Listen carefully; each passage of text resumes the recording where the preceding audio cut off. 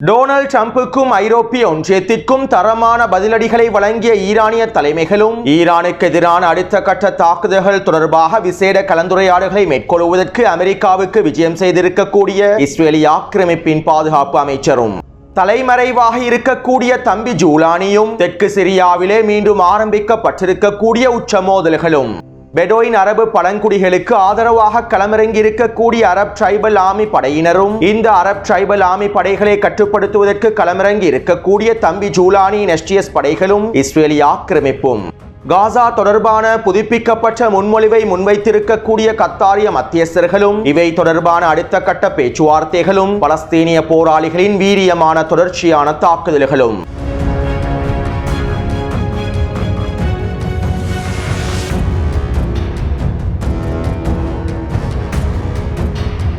தெற்கு சிரியா மோதல் தொடர்பாகவும் எஸ்டிஎஸ் படைகளுக்கு எதிரான தாக்குதல்கள் தொடர்பாகவும் டொனால்ட் ட்ரம்பினுடைய நிர்வாகம் இஸ்ரேலிய ஆக்கிரமிப்புக்கு எதிராக பல விமர்சனங்களை முன்வைத்துள்ளது.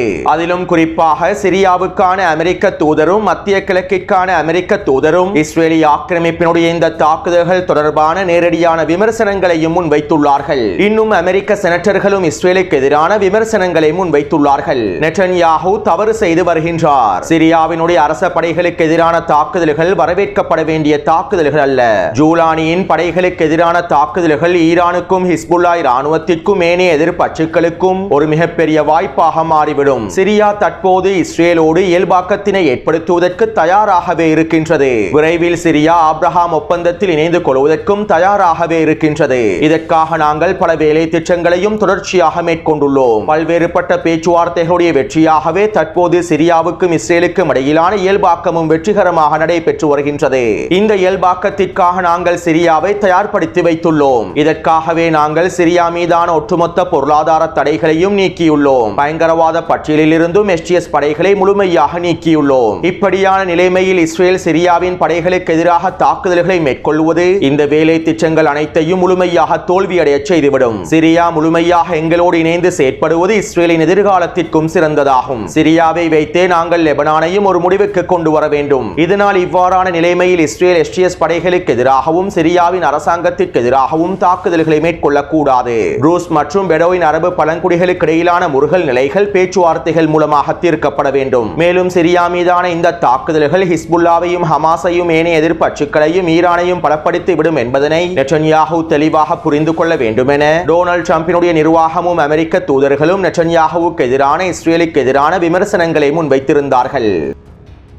இதைத் தொடர்ந்து நேற்றிரவு நெட்டன்யாஹூ காணொலி ஒன்றை வெளியிட்டார். மேலும் குறித்த காணொலியில் நெட்டன்யாஹூ இவ்வாறு தெரிவித்தார். சிரியாவிலே நாங்கள் என்ன செய்திருக்கின்றோம், இதற்கு பிறகு என்ன செய்ய போகின்றோம் என்பது தொடர்பாக அனைவரும் தெளிவாக புரிந்து கொள்ள வேண்டும். சிரியா தொடர்பாக நாங்கள் ஒரு தெளிவான கொள்கையை கொண்டுள்ளோம். பிராந்தியத்திலே இஸ்ரேலுடனான இயல்பாக்கத்தை நாங்கள் வரவேற்கின்றோம். ஆப்ரஹாம் உடன்படிக்கையின் விரிவாக்கத்திற்கும் நாங்கள் முழுமையான ஆதரவை வழங்குகின்றோம். அதே நேரம் நாங்கள் ஒரு பொழுதும் தெற்கு சிரியா பிரதேசத்தினை விட்டுக் கொடுக்க போவதில்லை. தெற்கு சிரியா பிரதேசமானது எங்களுடைய சகோதரர்களான ரூஸ் இனத்தவர்களுக்கு சொந்தமான பிரதேசமாகும். எங்களுடைய சகோதரர்களான ரூஸ் மக்களை பாதுகாக்க வேண்டியது எங்களுடைய மிக முக்கியமான கடமையாகும். மேலும் தெற்கு சிரியா பிரதேசத்திலே அவர்கள் நிம்மதியாக வாழ வேண்டும். இதற்காக நாங்கள் அனைத்தையும் செய்வோம். டமஸ்கஸின் தெற்கே கோலன் பிரதேசம் தொடக்கம் ரூஸ் மலையினுடைய இறுதி பகுதி வரை ரூஸ் மக்களே தங்களுடைய கட்டுப்பாட்டை வைத்திருப்பார்கள். இந்த பிரதேசங்கள் அனைத்தும் ரூஸ் மக்களுக்கு சொந்தமானதாகும். இதனால் அவர்களுக்கு சொந்தமான இந்த பிரதேசம் முழுமையாக பாதுகாக்கப்படும். அத்தோடு இந்த விடயத்தை சிரியாவினுடைய அரசாங்கம் மீறியுள்ளது. எங்களுடைய இந்த நிபந்தனைகளை சிரியாவினுடைய அரசாங்கம் மீறியுள்ளது. அவர்கள் தெற்கு சிரியாவை நோக்கி அவர்களுடைய இராணுவத்தை அனுப்பி வைத்தார்கள். மேலும் அவர்கள் ரூஸ் மக்களுக்கு எதிரான தாக்குதல்களையும் மேற்கொண்டார்கள். இதனை நாங்கள் எந்த வகையிலும் ஏற்றுக்கொள்ளப் போவதில்லை. இதனாலேயே டமஸ்கஸ் மீதான எச்சரிக்கை தாக்குதல்களை மேற்கொள்வதற்கும் நான் உத்தரவிட்டேன். மேலும் இதன் விளைவாக சிரியாவினுடைய அரச படைகளும் இராணுவமும் முழுமையாக பின்வாங்கின. இந்த பின்வாங்கலைத்தான் நாங்கள் எதிர்பார்த்தோம். இதற்கு பிறகும் தெற்கு சிரியாவுக்குள்ளே அவர்கள் நுழைவதற்கு எந்த விதமான அனுமதியையும் நாங்கள் வழங்கப் போவதில்லை. மீண்டும் சிரியாவினுடைய அரச படைகள் தெற்கு சிரியா பிரதேசத்திற்குள்ளே நுழைந்தால், ரூஸ் மக்கள் வாழக்கூடிய பிரதேசங்களுக்குள்ளே நுழைந்தால் நாங்கள் நிச்சயமாக எங்களுடைய தாக்குதல்களை விரிவாக்குவோம் என நெட்டன்யாஹூ குறித்த காணொலியிலே தெரிவித்திருந்தார். அதாவது தம்பி ஜூலானி அண்ணன் நெட்டன்யாகுவோடு இயல்பாக்கத்தினை ஏற்படுத்தினாலும் தெற்கு சிரியா பிரதேசத்திற்குள்ளே நுழைவதற்கான அனுமதியை அண்ணன் நெட்டன்யாகு தம்பி ஜூலானிக்கு வழங்கவில்லை என்பதனை தெளிவாக குறிப்பிட்டுள்ளார். தெற்கு சிரியா பிரதேசத்திலே தம்பி ஜூலானி எந்தவிதமான தலையீடுகளையும் மேற்கொள்ள கூடாது என்பதனையும் அண்ணன் நெட்டன்யாகு குறிப்பிட்டுள்ளார். மேலும் நிபந்தனைகளை மீறி தம்பி ஜூலானியினுடைய படைகள் தெற்கு சிரியாவை நோக்கி அனுப்பப்பட்டதன் காரணத்தினால் தான் டமஸ்கஸை இலக்கு வைத்து எச்சரிக்கை தாக்குதல்களை மேற்கொண்டிருப்பதாகவும் நெட்டன்யாகு சுட்டிக்காட்டியுள்ளார். எனவே நெட்டன்யாகு இந்த கருத்துக்கள் தம்பி ஜூலானி தன்னுடைய முழுமையான ஆயுட்கால அடிமை என்பதனையும் தெளிவாக புலப்படுத்துகின்றது. அத்தோடு ரூஸ் படைகளுடைய தலைவரான ஹிக்மத் அல் ஹிஜ்ரியினுடைய கோரிக்கைக்கு அமைவாக டேவிட் கொரிடோர் பாதையை அவசரமாக அமைப்பதற்கான வேலை திட்டங்களும் ஆரம்பிக்கப்பட்டிருந்தன. இதற்கமைவாக நேற்றிரவு ரூஸ் படைகளுடைய தலைவர் வடகிழக்கு சிரியாவில் இருக்கக்கூடிய குர்திஷ் படைகளான SDF அதிகாரிகளோடும் கலந்துரையாடல்களை மேற்கொண்டிருந்தார். இந்த கலந்துரையாடலின் போது தெற்கு சிரியாவில் இருக்கக்கூடிய ரூஸ் மக்களுக்கு முழுமையான ஆதரவை வழங்குவதாக குர்திஷ் படைகளான SDF படைகள் தெரிவித்திருந்தார்கள். மேலும் ரூஸ் மக்களுக்கு தேவையான மனிதாபிமான உதவிகளையும் தேவையான ஆயுதங்களையும் இராணுவ தளவாடங்களையும் அவசரமாக சுவைதா பிரதேசத்திற்கு அனுப்பி வைப்பதாக வடகிழக்கு சிரியாவில் இருக்கக்கூடிய SDF குர்திஷ் படைப்பிரிவும் தெரிவித்திருந்தது. மேலும் தெற்கு சிரியாவுக்கும் வடகிழக்கு சிரியாவுக்கும் இடையிலான டேவிட் கொரிடோர் பாதையை அமைப்பதற்கான வேலை திட்டங்கள் தொடர்பாகவும் இவர்களுக்கிடையில் மிக முக்கியமான கலந்துரையாடல்கள் நடைபெற்றிருப்பதாகவும் தெரிவிக்கப்படுகின்றது. அத்தோடு தெற்கு சிரியாவையும் வடகிழக்கு சிரியாவையும் இணைத்து டேவிட் கொரிடோர் பாதையை அமைப்பது அவ்வளவு கடினமான விடயமல்ல. குறித்த வரைபடத்திலே இலக்கம் 2 குறிப்பிடப்பட்டிருக்கக்கூடிய பிரதேசம் அல் டனாஃப் பிரதேசமாகும். குறித்த பிரதேசத்திலே அமெரிக்காவினுடைய மிக முக்கியமான மிகப்பெரிய இராணுவ கட்டளை தளம் காணப்படுகின்றது. அரை வட்டத்தினால் காண்பிக்கப்பட்டிருக்கக்கூடிய இந்த பிரதேசங்கள் அனைத்தும் அமெரிக்காவினுடைய கட்டுப்பாட்டிலேயே இருக்கின்றது. மேலும் எல்லை பிரதேசங்களிலும் அமெரிக்காவின் ஆதிக்கம் அதிகமாகவே காணப்படுகின்றது. எனவே இவற்றை பயன்படுத்தி இலகுவாக தெற்கு சிரியாவுக்கும் வடகிழக்கு சிரியாவுக்கும் இடையில் டேவிட் கொரிடோர் பாதையை அமைத்துவிட முடியும். அத்தோடு நேற்று காலையிலிருந்து தெற்கு சிரியா பிரதேசமான தாரா மற்றும் சுவைதா பிரதேசங்களிலிருந்து பெடோயின் அரபு பழங்குடி குடும்பங்கள் முழுமையாக வெளியேறி வருகின்றார்கள். குறித்த பிரதேசங்கள் ரூஸ் படைகளுடைய கட்டுப்பாட்டுக்கு கீழால் முழுமையாக கொண்டுவரப்பட்டதை தொடர்ந்து பெடோயின் அரபு பழங்குடி குடும்பங்களை முழுமையாக வெளியேறுமாறு ரூஸ் படை தளபதிகள் தெரிவித்துள்ளார்கள். இதற்கமைவாக கடந்த 24 மணித்தியாலங்களுக்குள் 2000க்கும் அதிகமான பெடோயின் அரபு பழங்குடி மக்கள் குறித்த பிரதேசங்களில் இருந்து முழுமையாக வெளியேறி இருப்பதாகவும் தெரிவிக்கப்படுகின்றது. அது மட்டுமல்ல இன்னும் அதிகளவான பெடோயின் அரபு பழங்குடி மக்களை குறித்த பிரதேசத்திலே ரூஸ் படைக்குழுக்கள் தடுத்து வைத்திருப்பதாகவும் தெரிவிக்கப்படுகின்றது. எனவே இப்படியான நிலைமையில் நேற்று மாலை பெடோயின் அரபு பழங்குடி படைகள் மீண்டும் ரூஸ் படைகளுக்கு எதிரான தாக்குதல்களை மேற்கொள்வதற்கு ஆரம்பித்தார்கள். எங்களுடைய குடும்பங்களை ரூஸ் படைக்குழுக்கள் வெளியேற்றி வருகின்றார்கள். இன்னும் பல குடும்பங்கள் தடுத்து வைக்கப்பட்டுள்ளார்கள். இவர்களை மீட்பதற்காகவும் எங்களுடைய பிரதேசங்களை கைப்பற்றுவதற்காகவுமே நாங்கள் மீண்டும் தாக்குதல்களை ஆரம்பித்திருக்கின்றோம் என்றும் பெடோயின் அரபு பழங்குடி தலைமைகள் தெரிவித்தார்கள். அத்தோடு யுத்த நிறுத்தமானது சிரியாவின் அரச படைகளுக்கும் ரூஸ் படைகளுக்கும் இஸ்ரேலிய ஆக்கிரமிப்புக்கும் இடையில் தான் மேற்கொள்ளப்பட்டுள்ளது என்றும் எங்களுக்கும் ரூஸ் படைகளுக்கும் இடையில் யுத்த நிறுத்தம் ஏற்படுத்தப்படவில்லை என்றும் பெடோயின் அரபு பழங்குடி குழுக்களுடைய தலைவர்கள் தெரிவித்தார்கள். இதைத் தொடர்ந்து நேற்றிரவு சுவைதாவினுடைய மேற்கு பிரதேசத்திலும் வடமேற்கு பிரதேசத்திலும் மோதல்கள் தீவிரமடைந்தன. மேலும் இந்த மோதல்களில் தம்பி ஜூலானியினுடைய STS படைகள் களமிறங்கவில்லை. சிரியாவினுடைய அரச பாதுகாப்பு படைகளோ STS படைகளோ தெற்கு பிரதேசத்திற்கு நுழையக்கூடாது என தம்பி ஜூலானியும் பாதுகாப்பு அமைச்சகமும் கட்டளைகளை பிறப்பித்திருந்தார்கள். யுத்த நிறுத்த ஒப்பந்தத்தை மீறி பெடோயின் அரபு பழங்குடி குழுக்களே இந்த மோதல்களை மீண்டும் ஆரம்பித்துள்ளார்கள். இதிலே சிரியாவினுடைய பாதுகாப்பு படைகள் ஒருபொழுதும் சம்பந்தப்படாது என சிரியாவினுடைய பாதுகாப்பு அமைச்சகமும் அறிக்கைகளை வெளியிட்டிருந்தது.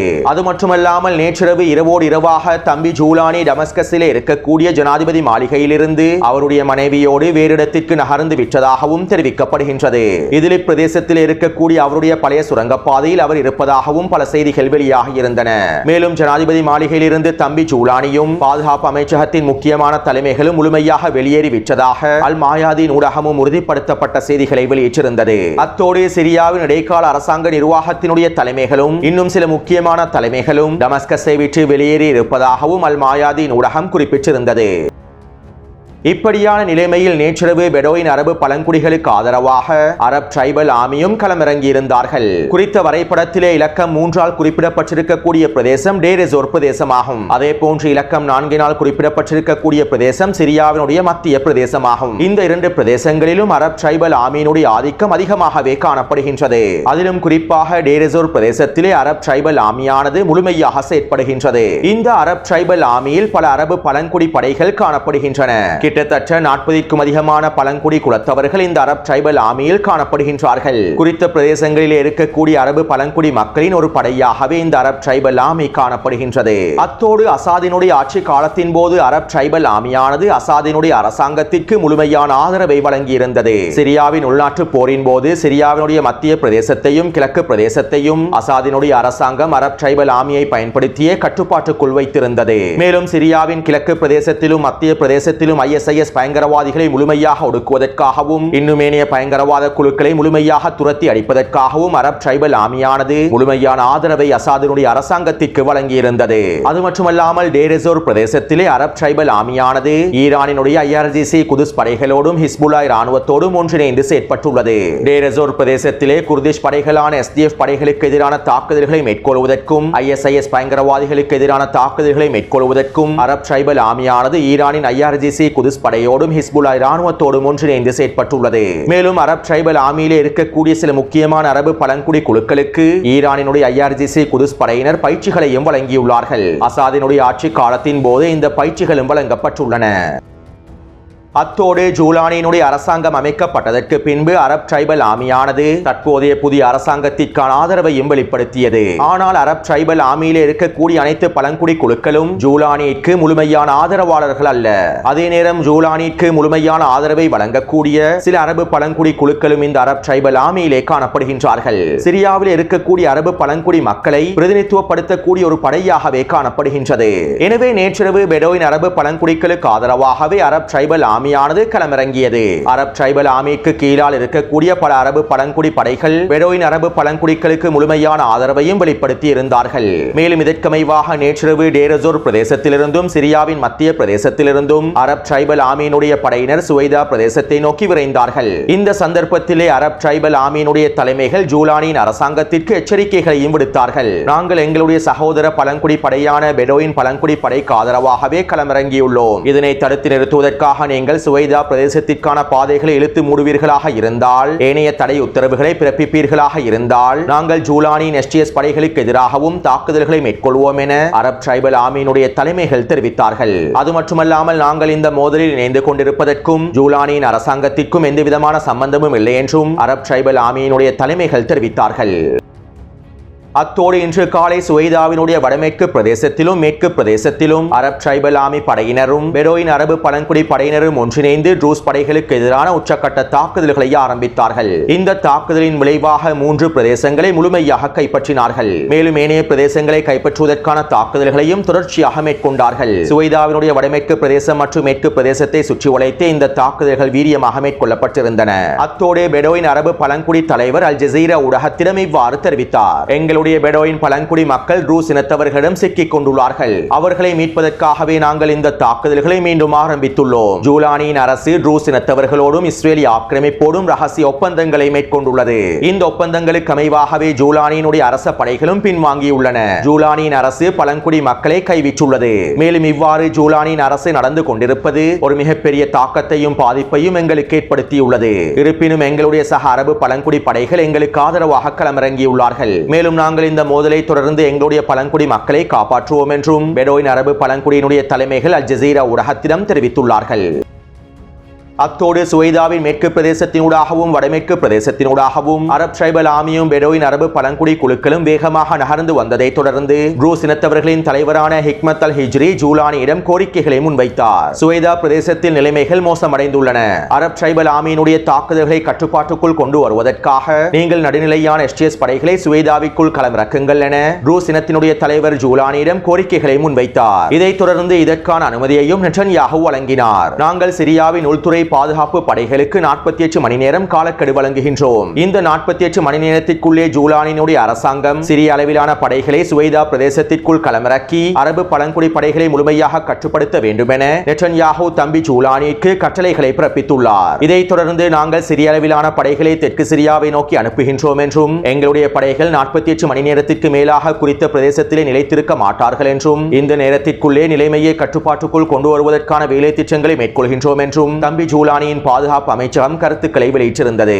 அதாவது தெற்கு சிரியாவிலே அரப் ட்ரைபல் ஆர்மியையும் பெடோயின் அரபு பழங்குடி குழுக்களையும் முழுமையாக கட்டுப்படுத்துவதற்கு தம்பி ஜூலானியினுடைய STS படைகளும் அண்ணன் நெட்டன்யாஹுவும் முழுமையாக களமிறங்கியுள்ளார்கள். இதற்கமைவாக தம்பி ஜூலானி அரப் ட்ரைபல் ஆர்மியோடும் ரூஸ் படைகளோடும் பேச்சுவார்த்தைகளை மேற்கொண்டு வருவதாகவும் தகவல்கள் வெளியாகியுள்ளன. அதே நேரம் தற்போதும் குறித்த பிரதேசங்களிலே தொடர்ச்சியான மோதல்கள் இடம்பெற்று வருகின்றன. மேலும் இந்த மோதல்களை கட்டுப்படுத்துவதற்காக சிரியாவின் பாதுகாப்பு படைப்பிரிவினர் சிறிய அளவில் களமிறக்கப்பட்டிருப்பதாகவும் தெரிவிக்கப்படுகின்றது.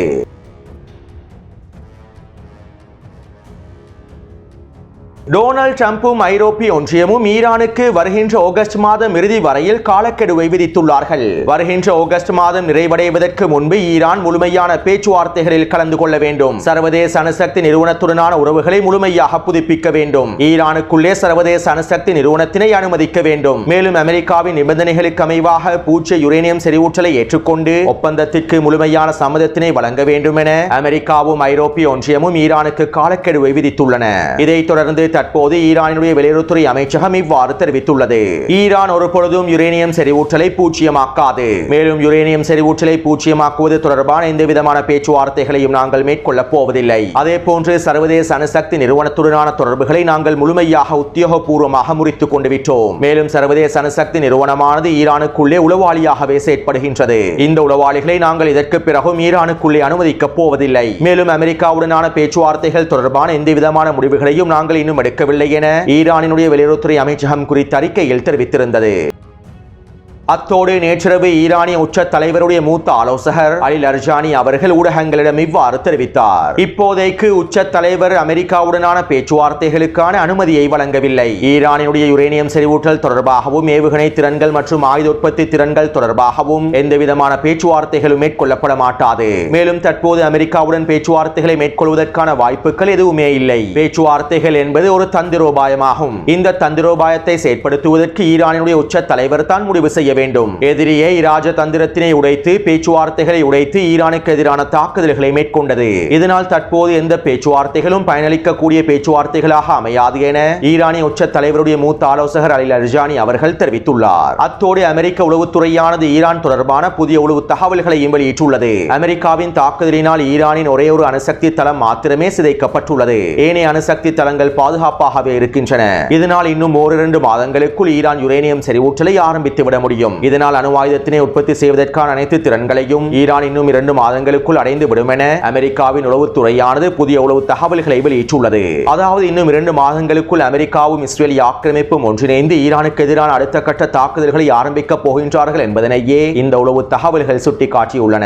அத்தோடு இஸ்ரேலிய ஆக்கிரமிப்பின் பாதுகாப்பு அமைச்சர் அமெரிக்காவுக்கு விஜயம் செய்துள்ளார். அமெரிக்க பாதுகாப்பு அமைச்சரை சந்தித்து மிக முக்கியமான கலந்துரையாடல்களை மேற்கொண்டுள்ளார். ஈரானிய ஏவுகணைகளில் இருந்து இஸ்ரேலிய ஆக்கிரமிப்பை பாதுகாப்பது தொடர்பாகவும் வான் பாதுகாப்பு அமைப்புகளை பலப்படுத்துவது தொடர்பாகவும் ஈரானுக்கு எதிரான அடுத்த கட்ட தாக்குதல்களை ஆரம்பிப்பது தொடர்பாகவும் ஈரானுடைய அணுசக்தி திறன்களையும் ஏவுகணை திறன்களையும் முழுமையாக முடக்குவது தொடர்பாகவும் இஸ்ரேலிய ஆக்கிரமிப்பின் பாதுகாப்பு அமைச்சர் அமெரிக்காவினுடைய தலைமைகளோடு கலந்துரையாடல்களை மேற்கொண்டிருப்பதாகவே தெரிவிக்கப்படுகின்றது. அது மட்டுமல்லாமல் இஸ்ரேலிய ஆக்கிரமிப்பின் பாதுகாப்பை அதிகப்படுத்துவதற்காக அமெரிக்காவிடமிருந்து மேலதிகமான வான் பாதுகாப்பு அமைப்புகளை பெற்றுக் கொள்வதற்கான திட்டங்கள் இருப்பதாகவும் அமெரிக்க ஊடகங்கள் செய்திகளை வெளியிட்டுள்ளன. அடுத்து கத்தாரிய பிரதமர் டொனால்ட் ட்ரம்பை சந்தித்ததற்கு பிறகு காசாவின் யுத்த நிறுத்த பேச்சுவார்த்தைகள் தொடர்பான புதுப்பிக்கப்பட்ட முன்மொழிவு ஒன்றை முன்வைத்துள்ளார். கத்தாரிய மத்தியஸ்தர்கள் மூலமாகவே இந்த முன்மொழிவு முன்வைக்கப்பட்டிருப்பதாகவும் இதற்கு எகிப்திய மத்தியஸ்தர்களும் சம்மதத்தினை வழங்கியிருப்பதாகவும் தெரிவிக்கப்படுகின்றது. மேலும் புதிதாக வடிவமைக்கப்பட்டிருக்கக்கூடிய முன்மொழிவும் 60 நாள் யுத்த நிறுத்தத்தினை ஏற்படுத்தக்கூடிய முன்மொழிவாகவே அமைந்துள்ளது.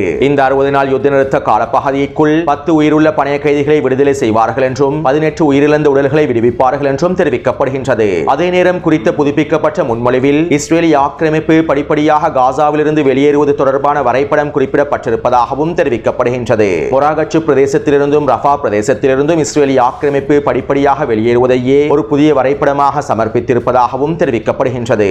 மேலும் குறித்த புதிய புதுப்பிக்கப்பட்ட முன்மொழிவானது இன்றைய தினம் ஹமாஸுக்கும் இஸ்ரேலிய ஆக்கிரமிப்புக்கும் ஒப்படைக்கப்பட்டிருப்பதாகவும் தெரிவிக்கப்படுகின்றது. அது மட்டுமல்லாமல் நாளைய தினம் கத்தாரிய தலைமைகளும் ஹமாஸினுடைய தலைமைகளும் குறித்த புதுப்பிக்கப்பட்ட முன்மொழிவு தொடர்பான பேச்சுவார்த்தைகளை ஆரம்பிக்கப் போவதாக தெரிவிக்கப்படுகின்றது.